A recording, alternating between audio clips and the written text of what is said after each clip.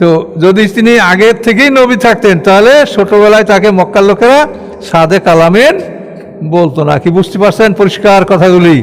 কাজে এতে কোনো অস্পষ্টতা নাই যে আল্লাহ রসুল 40 বছরের আগে তিনি নবী ছিলেন না।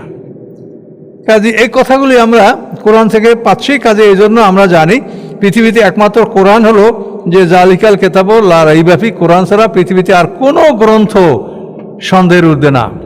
আর হাদিসের ব্যাপারে ইমাম বুখারী যিনি হাদিস সংকলন করেছেন তিনিই তো 5 লক্ষ হাদিস সংগ্রহ করে তার 4 লক্ষকেই তিনি বাদ দিচ্ছেন, 1 লক্ষ হাদিস তিনি বিশুদ্ধ বলে ঘোষণা করেছেন। তারপরও সে মানুষ হিসেবে তার বিশুদ্ধ যেগুলো ঘোষণা করছেন সেগুলি সব বিশুদ্ধ নাও হতে পারে। অনেক চিন্তা গবেষণায় তার থেকেও অনেক হাদিস বাদ যাচ্ছে। তো এভাবে আমরা এটা নিশ্চিতভাবেই এটা আমরা অবগত হচ্ছি যে রাসূল সাল্লাল্লাহু আলাইহি ওয়াসাল্লাম। আচ্ছা, আরও একটা দেখেন সূরা কাসাসের